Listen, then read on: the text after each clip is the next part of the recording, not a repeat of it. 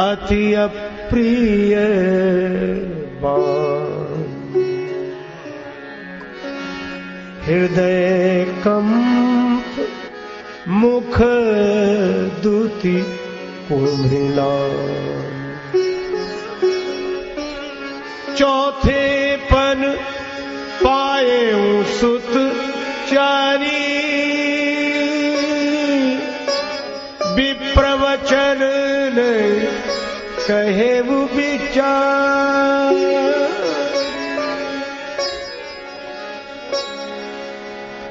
सब सुत प्रिय मोहि प्राण की नाई। राम राम राम राम राम देत नहीं बनई गोसाई। नहीं बनई गोसाई।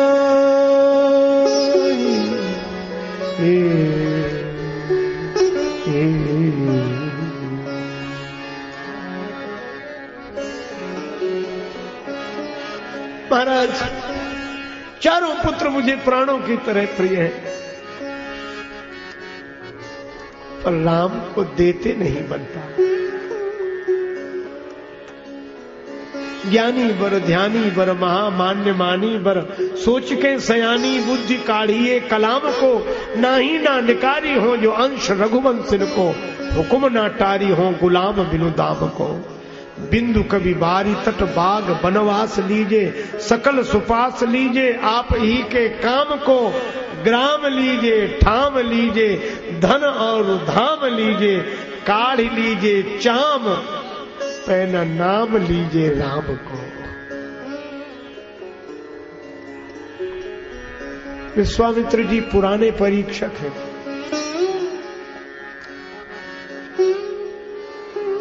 आदत जाती नहीं। हरिश्चंद्र जी के सत्य की परीक्षा ली और दशरथ जी के प्रेम की परीक्षा ली। अच्छा, क्या दे सकते हो राम जी के बदले में?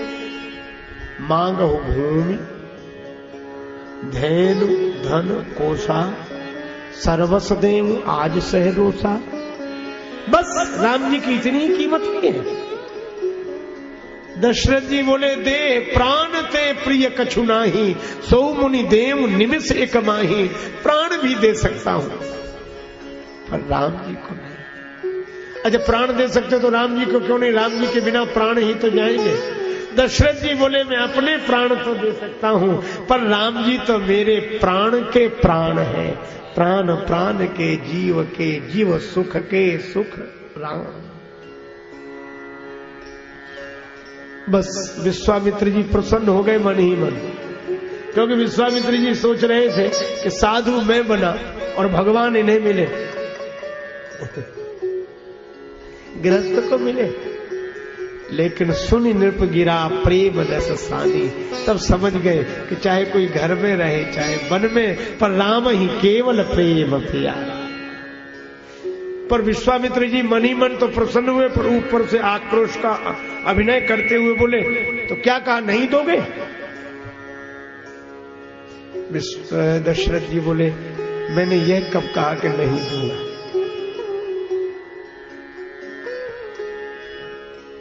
नहीं दूंगा नहीं कहा, दे नहीं सकता।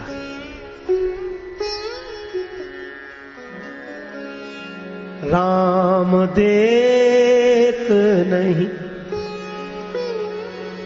बनही गुस्सा। राम दे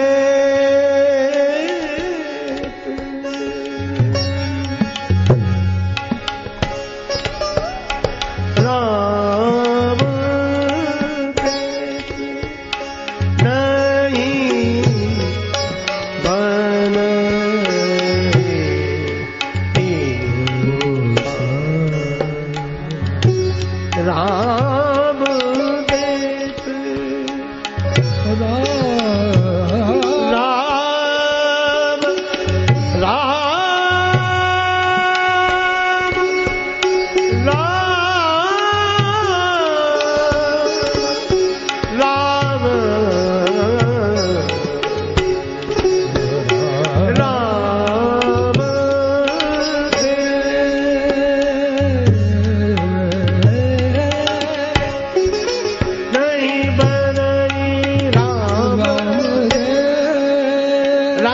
देते नहीं बनता।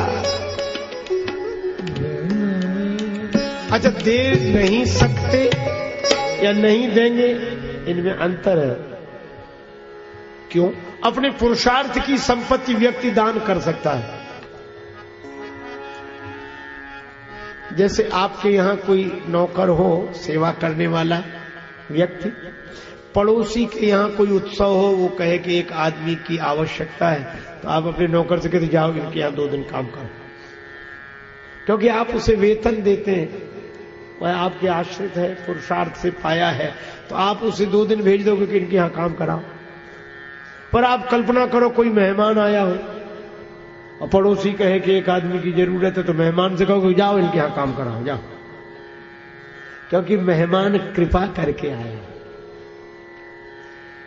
दशरथ जी बोले कि राम जी, मेरे पुरुषार्थ की संपत्ति नहीं है जो मैं दान कर दूं, यह तो कृपा करके आए हैं, भाई प्रगट कृपाला, तब मैं इसे इन्हें दे नहीं सकता, और इसलिए भी नहीं दे सकता क्योंकि श्री राम जी ट्रस्ट की संपत्ति है। ट्रस्ट, न्यास, ट्रस्ट की संपत्ति। हाँ, श्री तुलसीदास जी बोले कि ट्रस्टियों के नाम की लिस्ट हमारे पास है, किन किन ट्रस्टियों का अधिकार है, ट्रस्ट में कौन कौन है।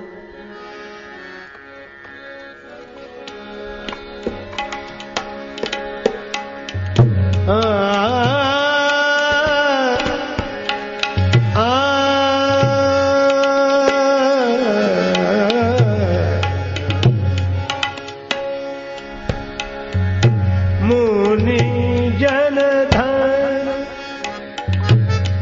सर्वस्व शिव प्राण,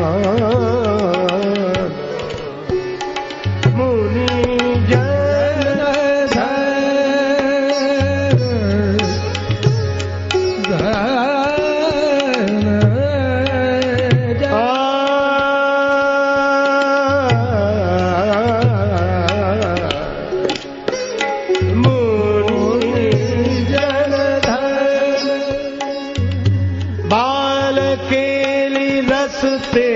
सुख माना मुनि जन धन, ये मुनियों के धन है। जन अर्थात भक्त के सर्वस्व है, शिव जी के प्राण है। और दशरथ जी बोले हमारे पुत्र हैं, बाल केली रस्ते ही सुख माना। इतने ट्रस्टियों का अधिकार है, सबको बुलाओ, फिर जो फैसला होगा तो हो जाएगा। हम अकेले कैसे दे सकते हैं? अब तो मामला उलझ गया कि पूरे ट्रस्ट की संपत्ति एक ट्रस्टी कैसे दान करे।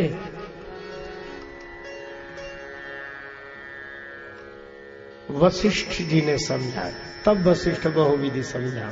वशिष्ठ जी ने कहा कि राजन हम समझ गए, लेकिन एक बात तो सोचो, तुम्हारे कोई पुत्र नहीं था, ये 4 बेटे तुम्हें कैसे मिले? गुरुदेव मैं आपकी शरण में आया, आपने श्रृंगी ऋषि जी को बुलाकर पुत्रेष्ठ यज्ञ कराया, और यज्ञ के कारण मुझे यह 4 बेटे मिले हैं। विश्वामित्र जी बोले, वशिष्ठ जी ने कहा कि जिस यज्ञ ने तुम्हें 4 बेटे दिए हैं, आज उसी यज्ञ पर संकट आया है, तो क्या यज्ञ की रक्षा के लिए तुम अपने 2 बेटे भी नहीं भेज सकते? विश्वामित्र जी के साथ भेज तो दूं, लेकिन समस्या वही ट्रस्ट की संपत्ति। वशिष्ठ जी ने कहा इसका उपाय है क्या? एक ट्रस्टी पूरे ट्रस्ट की संपत्ति दान नहीं कर सकता, लेकिन वह अपना पद तो छोड़ सकता है। पद तो दान कर सकता है कि हम ये पद छोड़ रहे हैं, दूसरे के लिए वो पद खाली कर सकता है। हाँ, यह तो हो सकता है, इस्तीफा तो दे ही सकता है। वशिष्ठ जी बोले तो मैं कहता हूं कि श्री राम और लक्ष्मण को मत दो, विश्वामित्र जी को श्री राम और लक्ष्मण मत दो, फिर अपना पद इन्हें दे दो। आज तक तुम जिस पद पर बैठे थे वहां से हट जाओ, इन्हें उस पद पर बिठा दो, और दे क्या दो, दे चुके हो। कैसे? का जब सिंहासन पर बिठा दिया तो वह तो तुम्हारा पद है ही, सिंहासन पर बिठाया, वह राजा का पद है, उस पर बिठा दिया। तब एक काम और करो, क्या कि जब राजा होने के पद पर विश्वामित्र जी को बिठा दिया है, तो पिता होने के पद पर भी इन्हीं को बिठा दो। राम लक्ष्मण को इन्हें मत दो, पर पिता का पद इन्हें दे दो, फैसला हो जाएगा। और दशरथ जी समझ गए। श्री राम लक्ष्मण का हाथ विश्वामित्र जी के हाथ में दिया, तो आंसू भरकर यही कहा कि मैं इन्हें नहीं दे रहा हूं, अपना पद आपको दे रहा हूं। मोरे प्राण नाथ सुत दो, तुम मुनि पिता आन नहीं को। आप ही इनके पिता हैं। आज से आप ही इनके भय पिता महतारी, जगत में तुमरो नाम रहे।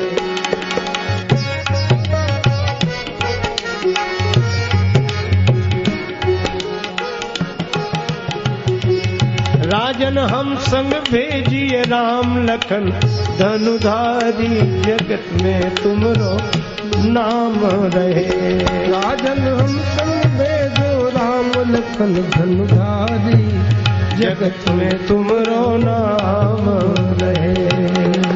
जगत में तुमरो नाम रहे। जगत में तुमरो नाम रहे। अच्छा, अभी एक बात और, विश्वामित्र जी ने, यद्यपि गीतावली में वर्णन है राजन राम लखन जो दीजे, लेकिन श्री रामचरितमानस में स्पष्ट नामोल्लेख नहीं है श्री लक्ष्मण जी का। अनुज समेत देहु रघुनाथ, इन दो को दे दो। तो अनुज लक्ष्मण जी क्यों माने गए, भरत जी क्यों नहीं? अनुज लक्ष्मण जी क्यों माने, भरत जी क्यों नहीं?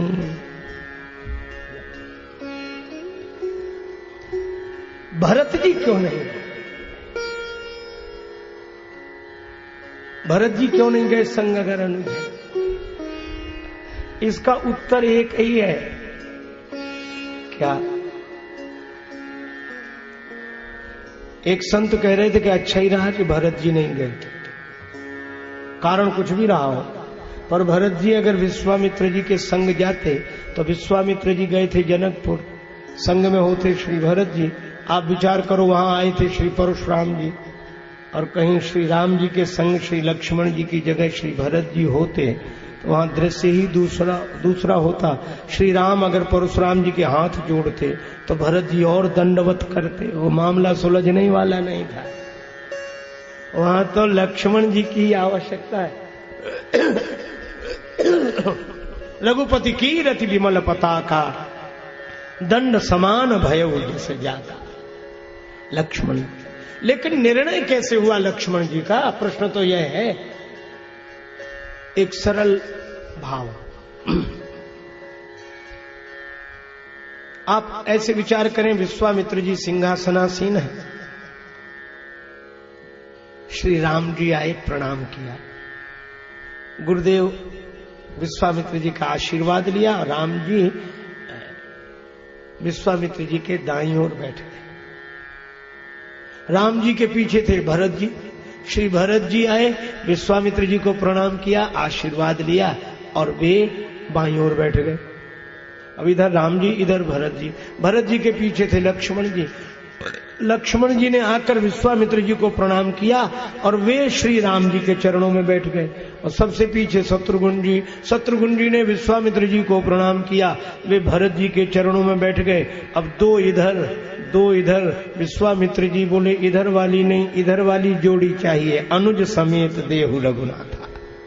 ये लक्ष्मण जी के संग राम जी को। अच्छा, विश्वामित्र जी से कोई पूछे कि काम तो एक है, दो को क्यों ले जा रहे? विश्वामित्र जी बोले काम भी दो है। दो काम? हाँ, निशिचर वध एक, दूसरा काम हम होव सनाथा, निशाचरों का वध हो जाएगा और हम सनाथ हो जाएंगे। दो काम है। तो निशाचरों का वध किसके द्वारा होगा? का जगमा सखा निशाचर जेते, लक्ष्मण हनई निमिष महते। का निशाचरों का वध करने के लिए लक्ष्मण जी को ले जा रहे हैं, और रघुनाथ जी जाएंगे तो हम सनाथ हो जाएंगे। निश्चर वध हम हो सनाथा। अरे महाराज, तो क्या अभी तक आप अनाथ थे जो आप सनाथ होंगे? तपश्चर्या की शक्ति, इतने बड़े महात्मा, और आप अनाथ कह रहे हैं अपने को? विश्वामित्र जी बोले हाँ हम अनाथ। अनाथ दो तरह के होते हैं, दो तरह के। एक अनाथ तो वे जिनका कोई नाथ ना हो, कोई पालन करने वाला ना हो, तो लोग कहते हैं अरे बेचारा अनाथ है, इसका कोई नहीं है, अनाथ है। एक तरह की तो वे अनाथ है। और दूसरे अनाथ, अब कितनी अद्भुत बात है। लक्ष्मण जी ने सभी राक्षस मारे और भगवान ने सुबाहु को पूरी तरह मार दिया। पावक सन अग्निबाण से, ज्ञानाग्नि, ज्ञान की अग्नि प्रज्वलित हो जाए, कर्ता भाव समाप्त, तो दुख समाप्त। लेकिन दोष बचा रहा। अच्छा, ये दुख और दोष भगवान ही मिटा सकते और किसी के बस की बात नहीं। एक संत की अमृतमयी वाणी है, हे प्रभु यही प्रार्थना है, क्या देह छूटने से पहले दोष छूट जाए। भगवान ने बहुत दूर भेज दिया, सुबाहु को तो मार दिया, दुख मिट गया, दोष चला गया। और इतनी देर में अनुज निशाचर कटक संहारा। जब तक श्री राम जी ने 1.5 राक्षस मारे, एक सही एक बटे 2, एक पूरा मरा एक अध मरा, इतनी देर में लक्ष्मण जी ने कटक संहारा, राक्षसों के समूह को समाप्त कर दिया। विश्वामित्र जी बड़े प्रसन्न हुए, मारी असुर तुझ निर्भयकारी। ब्राह्मणों को निर्भय बना देने वाले ब्रह्मण्य भगवान श्री राम वहां कुछ दिन निवास करते हैं। एक दिन श्री राम जी ने कहा कि गुरुदेव, अब एक बात है, क्या आपका यज्ञ तो पूरा हो गया, अब हमें घर वापिस भेज दो। विश्वामित्र जी बोले अभी यज्ञ की रक्षा के लिए आए हो, तो यज्ञ तो पूरा हो गया। विश्वामित्र जी बोले अभी एक यज्ञ और बाकी है, वह भी आपसे ही पूरा होगा। कौन सा यज्ञ गुरुदेव? धनुष यज्ञ सुनि रघुकुल नाथा, हरसि चले मुनिवर के साथ। आगे आगे विश्वामित्र जी पीछे, श्री राम के पीछे लक्ष्मण। आश्रम एक दीप मग माही, खग मृग जीव जंतु तहनाही। बस यही बात और सुनो। विश्वामित्र जी के संग श्री राम और लक्ष्मण जा रहे हैं। आगे एक आश्रम दिखाई दिया, पर यह विचित्र आश्रम है। इसमें ऋषि मुनि मानव साधकों की कौन कहे। खगमृग जीव जंतु तहनाही, न पक्षी न पशु न कोई जीव जंतु। खगमृग जीव जंतु तहनाही, कोई नहीं। यह आश्रम किसका है? यह आश्रम है अहिल्या माता का। अहिल्या माता से भ्रमवश जो भूल हो गई है, उसके कारण में ऐसी परित्यक्ता मान ली गई है कि पति ने कुपित होकर शापित करके शिला बना दिया। और अहिल्या जी का साथ सबने छोड़ दिया, और औरों की बात कौन कहे। खगमृग जीव जंतु तहनाही, पशु पक्षी जीव जंतु भी वैसान छोड़कर चले गए, कोई नहीं। इतना अकेलापन कोई नहीं रहा। खगमृग जीव जंतु भी साथ नहीं रह रहे, वो भी साथ देने के लिए तैयार नहीं है। आश्चर्य। जिस शिला की ओर कोई नहीं देख रहा था, श्री राघवेंद्र गुरुदेव से कहते हैं, पूछा मुनि ही शिला प्रभु देखी। श्री राम जी ने देखा और बोले गुरुदेव यह शिला कैसी पड़ी हुई है। विश्वामित्र जी बोले राघवेंद्र, इस शिला की ओर तो कोई नहीं देखता, फिर आप क्यों देख रहे हैं। राम जी बोले क्या करूं गुरुजी, मैं अपने स्वभाव से विवश हूं। क्या विवशता है? इस शिला की ओर कोई नहीं देखता, फिर आप क्यों देख रहे हो? राम जी बोले इसलिए मेरा स्वभाव यह है कि जिसकी ओर कोई नहीं देखता उसकी ओर मैं देखता हूं, जिसका कोई नहीं उसका मैं। अच्छा, करुणा जग गई है मन में, उद्धार करना चाहते हो? नहीं, गुरुदेव आपके यहाँ मैं उद्धार करूं, फिर कर्ज चुकाना चाहता हूं, ऋण। तो आप पर भी किसी का कर्ज है? हाँ, किसका? भक्तों का। जिनसे लेना देना चलेगा उन्हीं से तो, क्योंकि ज्ञानी तो कहते कछु लेना न देना मगन न,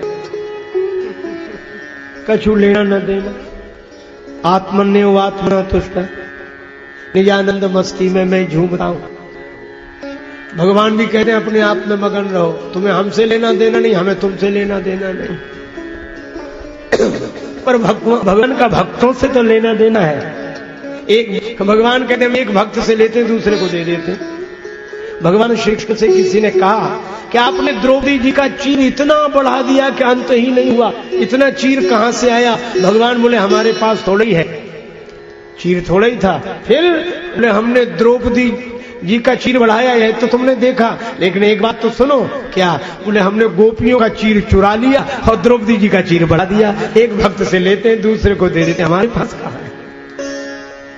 एक से लेना दूसरे को देना। बोले भक्तों से हमारा लेना देना चलता है। और भक्त ने कुछ दिया, श्री कृष्ण की उंगली पर चोट लगने से रक्त बहा, शोक सत्य भामा की ओर रुक्मणी रोई धाये, बांधन को पट खोजती पटरानी अकुलाए, तब लग देवी द्रौपदी ने देखे यदुवीर, अंगुरी बांधन को तुरंत चीर्यो अपनो चीर। उंगली पर वस्त्र कीमती था, उसमें से थोड़ा सा टुकड़ा फाड़कर लपेट दिया। श्री कृष्ण ने कहा बहन इतनी कीमती साड़ी क्यों फाड़ दी? द्रौपदी जी बोली कन्हैया प्यारे घनश्याम यदि काम आवे आपके तो काढ़ दूं नसों को, ये तो रेशम के धागे हैं और धागे भी साधारण, इनका कौन मोल करे? न दुल्हन के जोड़े हैं न दुल्हा के बागे हैं, फिर भी इतनी कीमती साड़ी क्यों फाड़ी?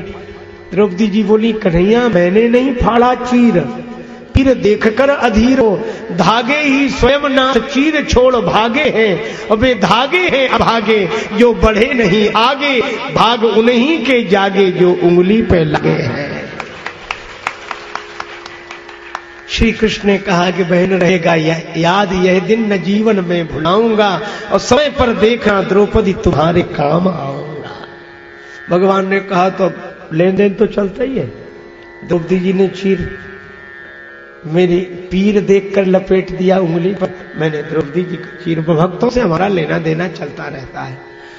स्वामी जी बोले तो यहाँ कर्ज चुका रहे हो ना? हाँ, तो किस भक्त का कर्ज यहाँ चुका रहे हो? अहिल्या जी के यहाँ। श्री राम जी बोले कि एक भक्त हुए हैं प्रहलाद जी, उनके पिता हिरण्यकश्यपु ने प्रहलाद जी से कहा राम कहां? प्रहलाद जी बोले सब ठाव है, सब जगह। अच्छा, हिरण्यकश्यप ने कहा खंभा में? प्रहलाद जी बोले हां। और भगवान कहां? जहां भक्त की हां भगवान वहां। हां सुन के नर के हरि जागे। श्री तुलसीदास जी कहते हैं जिस समय से प्रहलाद जी के लिए पत्थर के खंभे में से भगवान प्रकट हो गए, प्रीत प्रतीत जगी तुलसी तब ते सब पाहन पूजन लागे, तब से प्रस्तर प्रतिमाओं का पूजन प्रारंभ हो गया। तो श्री राम जी कहते गुरुजी एक भक्त ने मुझ भगवान को पत्थर के खंभे में से प्रकट कर दिया, तो मैं कैसा भगवान जो पत्थर की शिला में से एक भक्त भी प्रकट न कर सकूं? और कितना सार्थक संकेत है कि भक्त का प्रेम पत्थर में परमात्मा को प्रकट कर देता है, और भगवान की करुणा पत्थर जैसे हृदय में भी भक्ति की भागीरथी प्रकट कर देते हैं। अहिल्या जी पर चरण रखा। आज अहिल्या जी भी चाहती क्या है? चरण कमल रज। आज जिनको चरण ही मिल रहे रज की क्या आवश्यकता? पर अहिल्या जी बोली नहीं, रज चाहिए। क्यों? रज से ही मेरा पतन हुआ, पर रज चाहिए, चरण कमल रज। रज क्यों? अहिल्या जी बोली इसलिए क्योंकि रज से ही मेरा पतन हुआ। रज शब्द में श्लेष है, धूल को भी रज कहते हैं और रजोगुण को भी रज कहते हैं। सत रज तम, कामेश क्रोधेश रजोगुण समुद्भवा। ये रजोगुण जन्य है काम और क्रोध तो अहिल्या जी बोली कि रजोगुण जन्य काम के कारण मेरा पतन हुआ, रज से पतन हुआ और रज से ही उद्धार हो तो समाज को एक संदेश मिलेगा क्या कि रज से केवल पतन ही नहीं होता, उद्धार भी होता है। लेकिन कब? अगर रज अगर काम से जुड़ जाए तो व्यक्ति का पतन कर देती है और रज अगर राम से जुड़ जाए तो उद्धार कर देती है। यही अगर धूल जिसकी आंख में पड़ जाए तो खुली हुई आंख बंद हो जाती है, लेकिन वही धूल गुरुदेव के चरण से जुड़ी हुई हो तो बंद हुई आंख को खोल देती है। गुरुपद रज मृदु मंजुल अंजन, चरण कमल रज चाहते। और यहां ऐसी कृपा हुई है कि किसी पर नहीं हुई। भगवान कृपा की मूर्ति है पर सभी अंगों से कृपा बरसने लगी। पूछा मुनि, ये वाणी की कृपा है। शिला प्रभु देखी, नेत्रों की कृपा है। सकल कथा मुनि कही विषय की, भगवान ने सुना, यह श्रवण की कृपा है। और चरण की कृपा तो प्रत्यक्ष है ही। और कर कमल की कृपा कहां? ध्वन्यात्मक प्रयोग लगता है। गुरुदेव ये शिला कौन सी? तो निश्चित संकेत क्या होगा? कर कमल से यह शिला कैसी है। और सारी कृपाएं बरस पड़ी अहिल्या जी पर। भगवान ने ऐसी कृपा की। राम पद पदुम पराग परी, मुनि तत त्यागी पाहन तनु छविमय देह धरी। राम जी चरण धूली पड़ते ही अहिल्या जी दिव्य रूप में प्रकट हुई, नेत्रों से प्रेमाश्रु बरसने लगे। अहिल्या जी ने यही कहा कि प्रभु आपका स्वभाव मैंने देख लिया। क्या देखा? स्वभाव यह देखा। अच्छा एक बात है, अगर किसी से पूछा जाए कि हवा आग को बुझाती है कि बढ़ाती है तो उत्तर देने में कठिनाई है। हवा से ही अगर कोई पूछे आग को बुझाती हो कि बढ़ाती, तो हवा कहती है पहले आग दिखाओ कैसी है। अगर आग बढ़ी हुई होगी तो हम बुझने नहीं देंगे, और आग छोटी मोटी होगी तो हम जलने नहीं देंगे। मोमबत्ती जला के रख दिया तो ये हवा उसे जलने नहीं देती, और आग अगर प्रबल रूप में हो जाए तो ये बुझने नहीं देती। ये हवा ऐसी है, ये दुनिया की भी हवा ऐसी है। ये बड़े बड़े कोई बढ़ाती है, छोटे मोटे को तो जलने ही नहीं देती। अरे तुम एक तरफ तुम कहा उनका क्या बड़े हवा है, और हवा को उलट दो तो बाह है। बाह में सिवा हवा के कुछ नहीं है। सबे सहायक सबल के कोई न निबल सहाय, और पवन जरावत आग को दीप ही देत बुझाए। पर अहिल्या जी की आंखों में आंसू आ गए। अहिल्या जी ने कहा प्रभु मैंने आपका स्वभाव देख लिया। क्या स्वभाव देखा? कि आपके यहां असमर्थ की महिमा अधिक है। मुझ पर काम ने आक्रमण किया इंद्र की ओट से, शंकर जी पर काम ने आक्रमण किया आम की ओट से। शंकर जी समर्थ, उन्होंने काम को नष्ट कर दिया। मैं असमर्थ असहाय अबला, काम के उस छद्म से मैं बच न सकी, मेरा पतन हो गया। लेकिन प्रभु मुझे लगता था कि संसार की जैसी रीति है वैसे ही आपका व्यवहार होगा, लेकिन आपने तो उलट दिया क्रम। ऐसे समर्थ शंकर जी के सिर पर तो आपका चरणामृत ही था गंगा जी के रूप में, लेकिन मेरे सिर पर तो आपने अपना चरण ही रख दिया। यह मैंने देख लिया। उमा राम स्वभाव यही जाना, ताहि भजन तज भाव न आना, सुनेरी मैंने निर्मल केवल राम। अहिल्या जी तो आनंदित होते हुए गए पति लोक आनंद भरी, पर राम जी उदास हो गए। यह राम जी के स्वभाव की बात। उदास हो गए, इसका क्या प्रमाण है? प्रमाण है अयोध्या से चले तो हरस चले मुनि भय हरन, विश्वामित्र जी के आश्रम से चले तो हरस चले मुनिवर के साथ। लेकिन अहिल्या उद्धार के बाद हरस विशेषण नहीं है। चले राम लक्ष्मण मुनि संग, चले। श्री तुलसीदास जी ने पूछा कि राम जी उदास हो गए क्या? हाँ, उदासी का कारण विनय पत्रिका में उत्तर सुन सीतापति शील स्वभाव, शिला साप संताप विगत भई परसत पावन पाव, और दई सुगति सोना हेरी हरस ही है, चरण छुए पछताओ। राम जी को लगता है, देखो अहिल्या जी तो आनंदित हुई, जिनका उद्धार हुआ वो आनंदित, पर राम जी उदास हैं। उनको लगता है एक ब्राह्मणी ऋषि पत्नी अरे इनके चरणों में तो मुझे सिर रखना चाहिए, लेकिन लीला बस ही सही इनके सिर पर मुझे चरण रखना पड़ा, चरण छूना पड़ा। यह तो पाप हो गया है। यह है राम जी की सोच। राम जी सोचते हैं कि हमने चरण छुड़ा दिया, रख दिया तो पाप हो गया है, और हमारे जैसा आदमी सोच रहा है कि कोई हमारा चरण न छुए तो पापी है, बड़ा पापी है, चरण भी नहीं छुआ। और राम जी सोचते हैं कि चरण छू गया, पाप हो गया। तो पाप का प्रायश्चित कहां होगा? तीर्थ में। और भगवान गए भी तीर्थ में, शायद प्रायश्चित करने ही गए। चले राम लक्ष्मण मुनि संगा, और गए जहां जग पावन गंगा। और तीर्थ में जाकर विधि अपनाई। तीर्थ में पवित्र कैसे हुआ जाए? महात्मा श्रवण करें, स्नान करें, दान दें। महात्मा श्रवण, स्नान और दान। दान माने जो श्रद्धा पूर्वक दिया जाए, संतोष पूर्वक लिया जाए। श्री जगन्नाथ जी के मंदिर में एक व्यक्ति दर्शन के लिए जा रहा, पीछे से वहां के एक पंडित जी ने उसका कुर्ता पकड़ लिया। अब वो आगे बढ़े, वो पीछे खींचे। वो भैया क्या बात? पंडा पीछे, सिर्फ 100 रुपए में नजदीक से दर्शन, सिर्फ 100 रुपए में, बिल्कुल नजदीक से, सिर्फ 100 रुपए में नजदीक से दर्शन। वो आदमी भी बड़ा विचित्र था, जब परेशान हो गया तो वही पंडा की तरफ मुंह करके खड़ा हो गया। क्या बात है? बोला सिर्फ, पंडा बोला सिर्फ 100 रुपए में नजदीक से दर्शन करा देंगे। वो आदमी बोला तुम हमें 85 ही रुपए दे दो, हम बिना दर्शन के चले जाएंगे, ला निकाल कर जल्दी। अब तो पंडा को पीछा छुड़ाना मुश्किल हो गया। तो भगवान गादि सुन सब कथा सुनाई, यही प्रकार सुरसरी मही आई।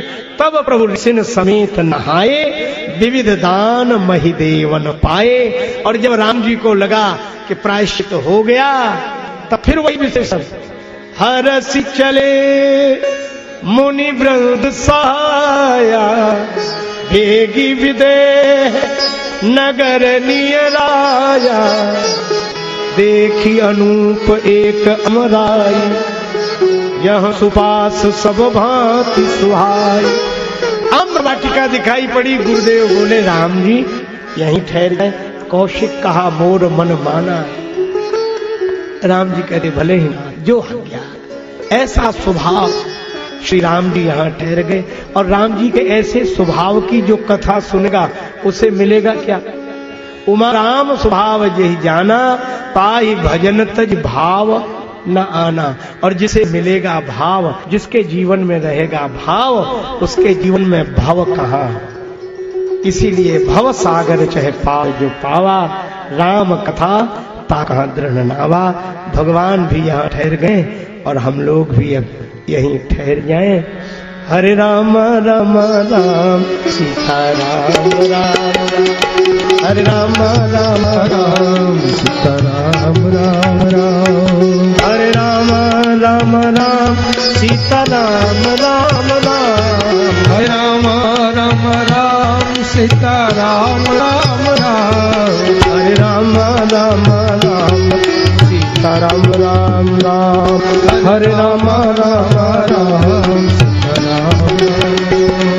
हरे राम राम राम सीता राम राम राम, हरे राम राम राम सीता राम राम राम, राम राम राम सीता राम राम राम, राम राम राम सीता राम राम राम, राम राम राम सीता राम राम राम, हरे राम राम राम सीता राम राम राम, हरे राम राम राम सीता राम राम राम, हरे राम राम राम सीता राम राम राम, हरे राम राम राम सीता राम राम राम, हरे राम राम राम सीता राम राम राम, हरे राम राम राम सीता राम राम राम, हरे राम राम राम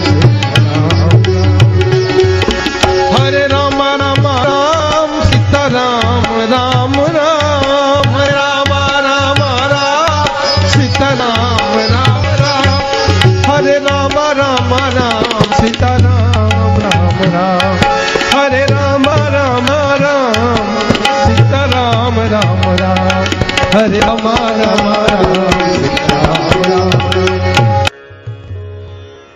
श्री सीताराम चरणाम्बुज चंचरीक भगवत भक्ति भूषण कलि पावन अवतार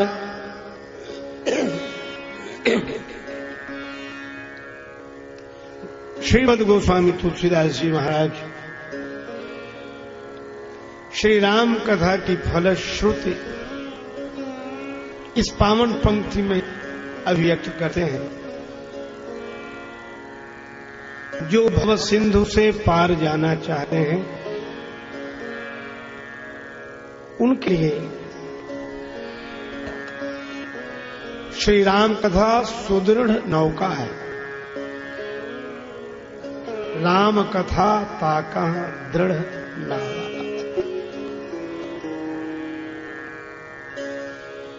नाव जल तो रहती है पर जल में डूबने नहीं देती।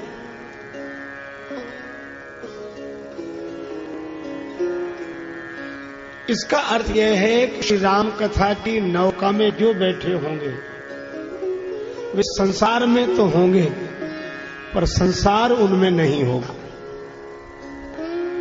वे जगत में तो होंगे पर जगत के भीतर नहीं होगा। और दूसरा संकेत यह है कि नाव बाहर से जल में डूबी दिखाई देती है पर भीतर से तो खाली रहती है। इसी तरह श्री राम कथा जिसके जीवन में उतर जाती है वे बाहर से तो जगत में डूबे हुए दिखाई देते हैं पर भीतर बिल्कुल जल का बिंदु भी नहीं होता। इसीलिए श्री राम कथा नाव है, कारण है। नाव को जो बाहर से देखते हैं तो जल में डूबी दिखती है, भीतर से देखेंगे तो उसमें जल है ही नहीं। श्री राम कथा को भी आप देखेंगे तो श्री राम जी की कहानी भी ऐसे लगता है जैसे संसार सिंधु में डूबी हुई हो, सांसारिक लगेगी, लेकिन जब भीतर जाकर देखेंगे तो संसार का लेश है ही नहीं। देखो श्री गंगा जी नदी के रूप में दिखाई देती हैं पर श्री गंगा जी नदी ही नहीं है। कागभूषुंड जी कौए के रूप में दिखाई देते हैं पर कागभूषुंड जी कौआ ही नहीं है। श्री हनुमान जी बंदर के रूप में दिखाई देते हैं पर श्री हनुमान जी बंदर ही नहीं है। इसी तरह भगवान श्री राम और भगवान श्री कृष्ण इंसान के रूप में दिखाई देते हैं पर वे इंसान नहीं है। राम सच्चिदानंद दिनेशा। अच्छा एक बात और कहूं,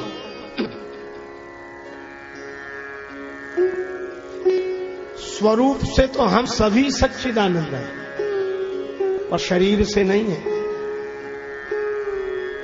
और एक अनोखी बात कही गई है अवतार के लिए, भगवान श्री राम और भगवान श्री कृष्ण के लिए कि स्वरूप ही नहीं शरीर से चिदानंदमय देह तुम्हारी, देह भी चिदानंदमय सच्चिदानंद। भगवान शरीर से भी नित्य हैं, देह से भी नित्य हैं। यही तो भक्तों का सुख है, भक्तों का दुख।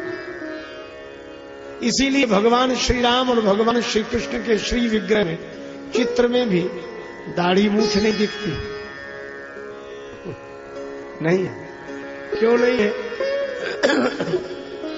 क्योंकि वे नित्य किशोर हैं। 16 वर्ष से अधिक वय होती ही नहीं उनकी। आप कहेंगे कि उम्र कैसे ठहर जाती है शरीर की?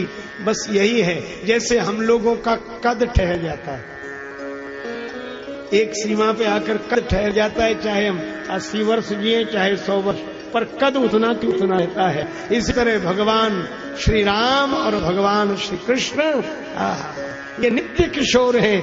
जब दिखेंगे उसी रूप में दिखेंगे, वही 16 वर्ष की वय। और इस युग में अनुभव किया एक भक्त ने, किसने? माता मीरा कहती हैं, नित दूल्हा मेरो कुंवर कन्हैया, नित दूल्हा मेरो कुंवर कन्हैया। श्री कृष्ण नित्य है, मेरा दूल्हा नित्य है। ऐसे वर को क्या बनूं जो जन्मे मर जाए, और गिरधर वर क्यों ना बनूं मारो चुड़लो अमर हो जाए। नित दूल्हा मेरो कुंवर कन्हैया। और राम श्री कृष्ण की लीला नित्य है। और यहां तो ये नित्य लीला का धाम ही है। आज भी भगवान की लीला नित्य है। और श्री राम जी, श्री तुलसीदास जी कहते हैं कि अयोध्या में बरन न जाय रुचिर अंगनाई, जहां खेलई नित चारों भाई। नित्य, इसलिए भगवान की लीला नित्य है, दिखती इंसान जैसी है और होने में भगवान जैसी है। भगवान इंसान जैसे दिखते हैं पर हैं वे भगवान। श्री कृष्णस्तु भगवान स्वयं, और यही मां आदि मध्य अवसाना, प्रभु प्रतिपाद्य राम भगवाना। और यदि भगवान से कोई पूछे कि जब आपके जन्म कर्म और लीला देखते हैं तो इंसान जैसे लगते हैं, भगवान श्री कृष्ण ने अर्जुन से कहा जन्म कर्म चमे दिव्यम। श्री कृष्ण कहते पार्थ, मेरा जन्म कर्म तुम्हारी तरह दिखता है पर है नहीं वैसा। इसी तरह भगवान की कथा इंसान जैसी दिखती है पर है नहीं। वैसे भी देखो, सवेरे सवेरे जागते ही व्यक्ति, आज की संस्कृति में पढ़े लिखे लोग अखबार मांगते हैं और धोखे से एक दिन पुराना अखबार मिल जाए तो इतनी जल्दी फेंकते हैं, अरे पढ़ चुके आज का दो। एक दिन पुराना अखबार नहीं पढ़ सकते, उसमें भी तो वही घटना है। और क्या कारण है कि युगों पुरानी राम कथा, श्री कृष्ण कथा बार बार सुनने का मन होता है। यही श्री राम और श्री कृष्ण के भगवान होने का प्रमाण है। अच्छा, कौन है जो श्री राम कथा से परिचित न हो? कौन है जो श्री कृष्ण कथा से परिचित न हो? लेकिन यही उनकी भगवत्ता है। तो भगवान से किसी ने कहा कि आप फिर इंसान होकर क्यों आए? तो भगवान ने कहा कि तुम इंसान जैसे ढंग से ही समझ सकते हो, मुझ तक पहुंच सकते हो, और मुझ तक पहुंचोगे तो चलो, तुम हमारे भाव देश में नहीं आते तो हम तुम्हारे भाव में आ जाते हैं। और इस भाव सागर में हमारी कथा नाव की तरह है। दुनिया की और चर्चाओं में बैठोगे तो डुबा देंगी, तो राम कथा की नाव में बैठोगे तो राम कथा भाव में डुबाकर भव सागर से पार लगा देगी। इसलिए भव सागर कहे पार जो हवा, राम कथा ताका दृढ़। और भाव की बात, तो आज भगवान भी भाव की भूमि में आए हैं, मिथिला में ही आए, अनूप अमराई में ठहरे हैं। समाचार मिला मिथिला नरेश को, विश्वामित्र महामुनि आए, समाचार मिथिलापति पाए। विद्वज्जनों को, परिजनों को, प्रमुख जनों को संग लेकर मिथिला नरेश विश्वामित्र जी के दर्शन के लिए आम्र वाटिका में पधारे। प्रणाम किया, कुशल मंगल की चर्चा हो ही रही थी। उसी समय ते ही अवसर आए दो भाई, गए रहे देखन फुलवाई। दोनों भैया है। अब यहां एक अनोखी घटना घटी। उठे सकल जब रघुपति आए,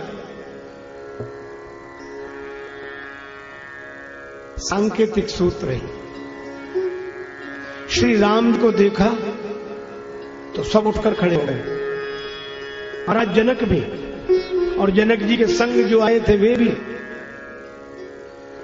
लौकिक शिष्टाचार की दृष्टि से तो उचित प्रतीत नहीं होता, क्योंकि श्री राम बालक है, श्री लक्ष्मण बालक है, और किसी बालक को देकर कोई वयोवृद्ध स्वागत में खड़ा हो जाए, ये तो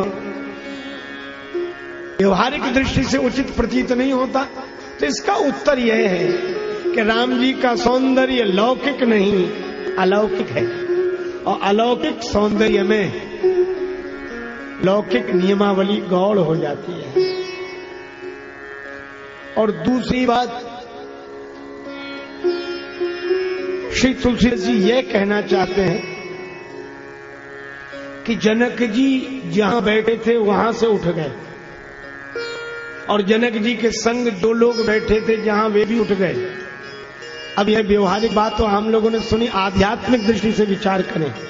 जनक जी विदेह हैं, ज्ञानी हैं, और ज्ञानी बैठता कहां? ज्ञानी जब बैठता है आत्म भाव में बैठता है, ब्रह्म भाव में बैठता है। श्री कबीरदास जी कहते हैं ना, बैठे ठाड़े परे उताने, और कबीर बैठे ठाड़े परे उताने और कहे कबीर हम वही ठिकाने। निजानंद मस्ती में मैं झूमता हूं, कहां कौन कैसा न मैं पूछता हूं।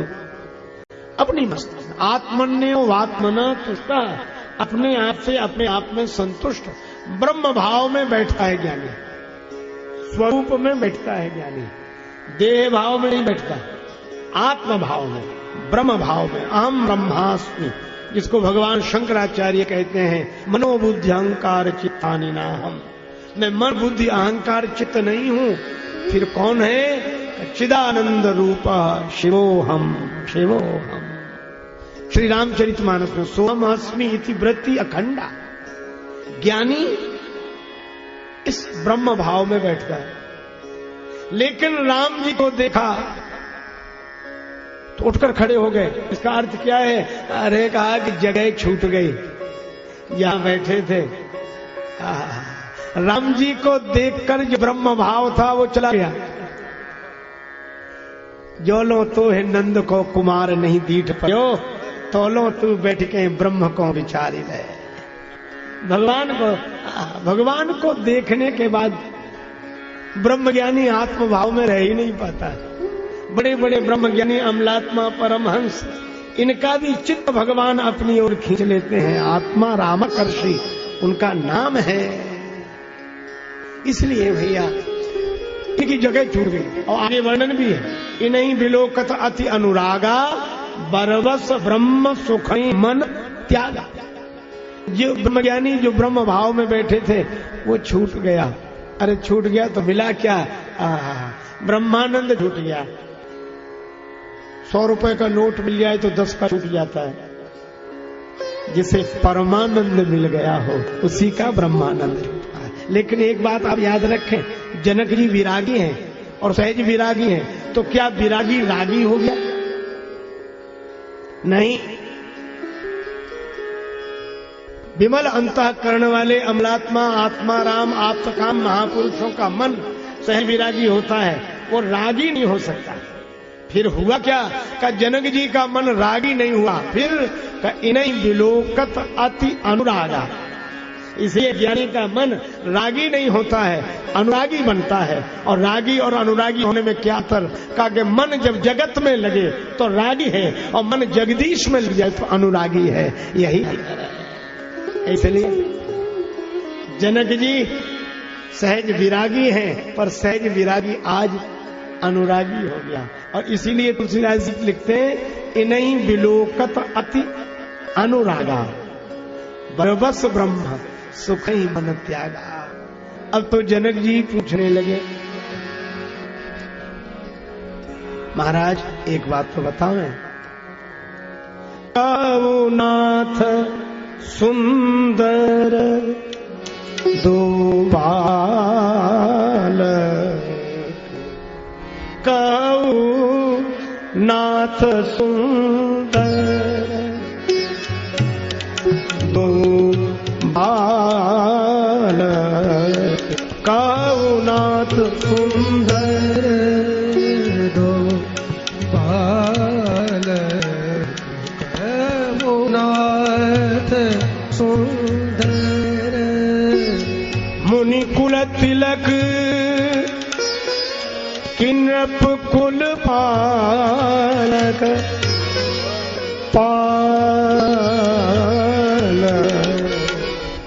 कामुनाथ सुंदर दो बालक,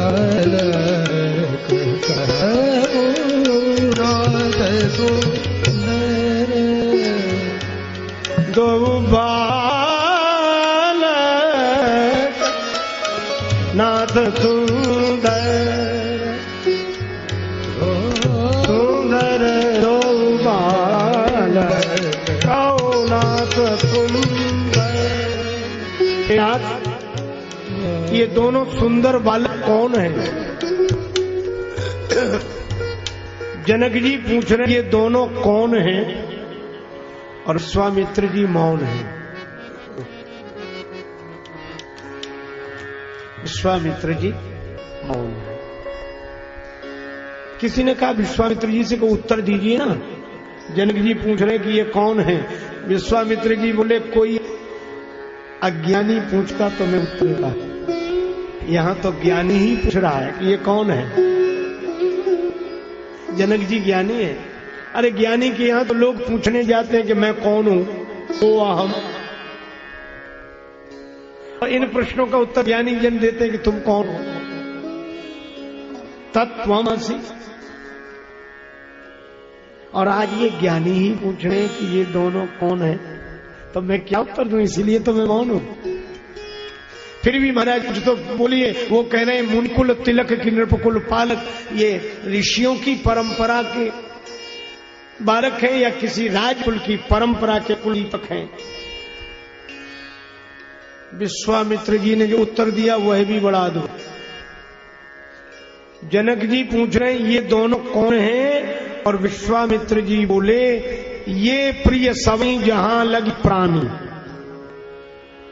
कि संसार में जितने प्राणी हैं। तो एक ने दूसरे से पूछा क्यों, क्या बाजार जा रहे हो? तो उसने सुना नहीं, बोला नहीं हम तो बाजार जा रहे हैं। फिर पहले वाला बोला अच्छा, हमने समझा कि बाजार जा रहे हैं। अरे कुछ पूछा जा रहा है, कुछ उत्तर है। जनक जी पूछ रहे हैं ये कौन है? विश्वामित्र जी कह रहे हैं ये सबको प्रिय लगते हैं। तो राम जी को लगी हंसी, क्योंकि जनक जी भी ब्रह्म ज्ञानी और विश्वामित्र महामुनि ज्ञानी, और जहां मिल जाए दो ज्ञानी वहां सगुण भगवान को बड़ी परेशानी।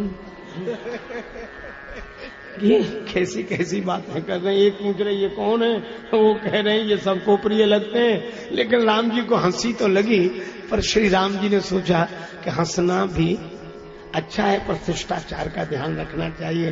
गुरुजन बैठे तो कैसे हंसे? तो तुलसीदास जी संकेत करते हैं मन मुस्कान राम सुन बानी। राम जी ये बात सुनकर मन ही मन मुस्कुरा रहे, मुख पर नहीं। देखो हास तो हो, पर किसी का उपहास करने के लिए ना हो। हास तो हो पर उपहास के लिए ना हो। इसीलिए मैं तो कभी कभी कहता हूं कि कोई बात हो जाए तो हंसी में उड़ाओ, कोई बात हो जाए तो हंसी में उड़ाओ, पर हंसी मत उड़ाओ। हंसी में उड़ाओ पर किसी की हंसी मत उड़ाओ। मन मुस्कान राम सुन बानी। और राम जी मुस्कुराए। और राम जी की मुस्कान क्या है? माया हास बाहु दिगपाला। भगवान की हंसी ही भगवान की माया है, और भगवान की माया ने मोहित कर लिया। लेकिन आप माया का अर्थ वही न समझे जो प्रचलित है। अमर कोश में भी माया शब्द के दूसरे अर्थ भी हैं। एक ऐसा ग्रंथ जो शब्दों के अनेक अर्थ के लिए प्रसिद्ध है, उसमें आया है कि माया दंभ कपट पाखंड के लिए तो प्रसिद्ध है, पर कृपा के लिए भी माया है, दया के लिए। श्री तुलसीदास जी ने प्रयोग किया कुमया कजुहानी न और न की, जो पे जान की नाथ माया करी है। माया गांव में लोग बोलते कुछ दया माया रखो। माया माने कृपा।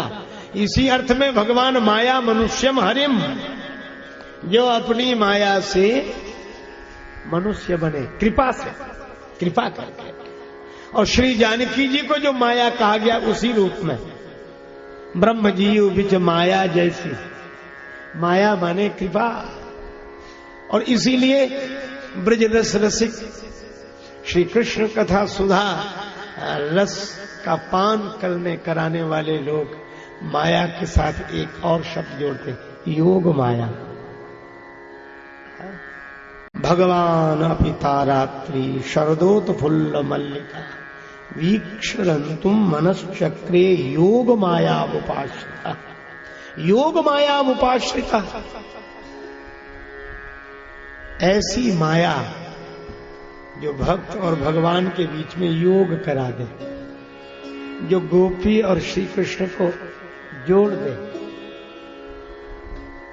श्री राम और श्री लक्ष्मण के बीच में माया, लक्ष्मण जी जीव, राम जी भगवान, और बीच में यह भगवान की माया। माया माने कृपा।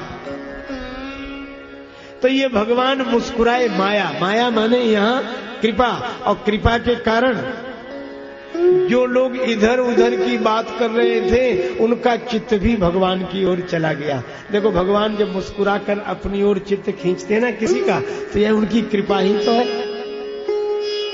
तो विश्वामित्र जी फिर उत्तर देने लगे, रघुकुल मणि दशरथ के जाए, मम हित लागी नरेश पठाए। गादिनंदन बोले, मैं अपनी यज्ञ रक्षा के लिए अयोध्या नरेश महाराज दशरथ से मांग कर लाया हूं। ये उन्हीं यशस्वी सम्राट के दोनों पुत्र हैं, श्री राम और श्री लक्ष्मण। यज्ञ रक्षा के लिए जनक जी ने आश्चर्य में भरकर पूछा, तो क्या आपका यज्ञ पूरा हुआ? गीतावली में संकेत है। जनक जी पूछते, क्या आपका यज्ञ पूरा हुआ? विश्वामित्र जी मुस्कुराकर बोले, हमसे क्या पूछते हो, आपके यहां भी यज्ञ है, अनुभव कर लेना। मुनिराज जाग जयो। विश्वामित्र जी बोले, महाराज अनुभव करना, जिसने मेरा यज्ञ पूरा कराया है वही आपका यज्ञ पूरा कराएगा। यह तो हुई व्यवहारिक बात। अब आध्यात्मिक बात भी देखें। विश्वामित्र जी से जनक जी पूछते हैं, ये कौन है? तो विश्वामित्र जी ने कहा कि आपको कौन लगते हैं? जनक जी बोले, ब्रह्म। विश्वामित्र जी बोले, ब्रह्म तो एक है, ये तो दो दिख रहे। जनक जी बोले, स्वरूप से एक, रूप से दो, अनेक रूप आए विष्णवे प्रवेशम। अच्छा, एक बात कहें, ब्रह्म तो इंद्रियों का विषय नहीं है, यह तो दिखाई दे रहा है। जनक जी ने कहा कि इंद्रियां उन तक नहीं पहुंचती, पर वे चाहें तो वे तो इंद्रियों तक पहुंच सकते हैं। नयन विषय वो कहां है? अच्छा, तो कहां? बोले, इनको लेकर चलेंगे नगर में ले आए। ठहराया कहां? सुंदर सदन सुखद सब काला,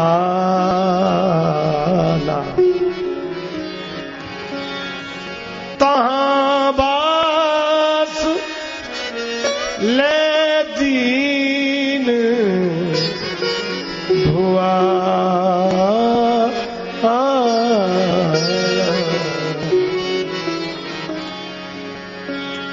भगवान को सुंदर सदन में ठहराया।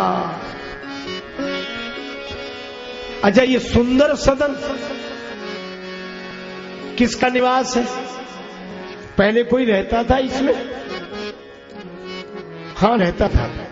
उसी से लिया है, खाली कराया। हाँ, तहां वास ले दीन, लेकर दिया। तो किससे लिया? जिसका था उससे लिया। तो सुंदर सदन किसका था? सिय निवास सुंदर सदन, शोभा किमी कही जात। सिय निवास, यह श्री सीता जी का निवास स्थल है। श्री सीता जी इसमें रहती हैं। तो ये भवन क्यों लिया गया? इसलिए क्योंकि जनक जी ठहरे ब्रह्मज्ञानी, और ब्रह्मज्ञानी के यहां आ गए सगुण साकार भगवान। तो कहां ठहराए? तो श्री जानकी जी तो भक्ति है। तो जनक जी ने सोचा कि भक्ति के भवन में भगवान को ठहराए।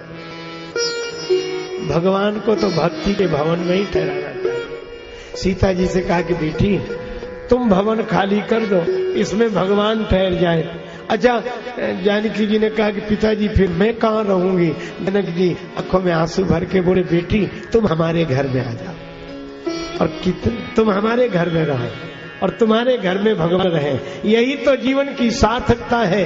तुम चाहे जितने बड़े ज्ञानी हो, पर जीवन तब धन्य होता है कब का जब भक्ति के भवन में भगवान ठहर जाए और भक्ति हमारे भवन में ठहर जाए, तभी जीवन की सार्थकता है। भक्ति में भगवान और हमारे मन में भक्ति। अब भक्ति के भवन में ठहरेंगे तो भक्त वत्सल तो होंगे ही।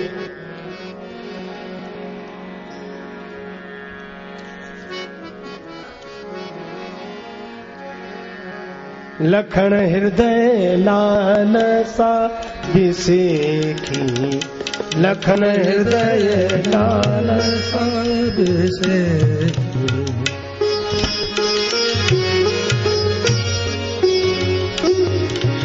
जाई जनकपुर आई देखी,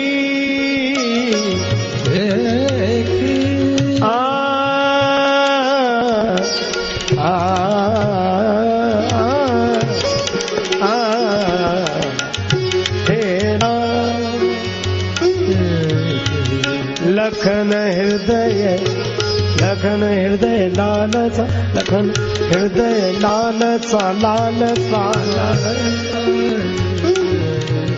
हृदय लालसा, लालसा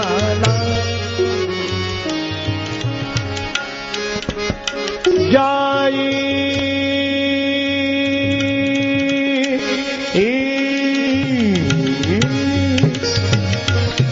जनकपुर आई देखी,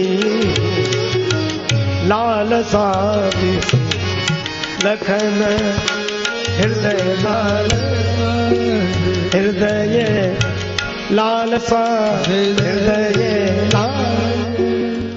श्री राम जय राम जय जय राम, श्री राम जय राम जय जय राम, श्री राम जय हो जय जय राम, श्री राम जय राम जय जय राम, श्री राम जय राम जय जय राम, श्री राम जय राम जय जय राम, श्री राम जय राम जय जय राम, श्री राम जय राम जय जय राम, श्री राम जय राम जय जय राम, श्री राम जय राम जय जय राम, श्री राम जय राम जय जय राम, श्री राम जय राम जय जय राम, श्री राम जय राम जय जय राम, श्री राम जय राम जय जय राम, श्री राम जय राम सच्चिदानंद भगवान की श्री राम जन्मोत्सव की जय हो। जय जय श्री सीताराम, जय जय श्री राधेश्याम। नमः पार्वती पतये, हर हर महादेव।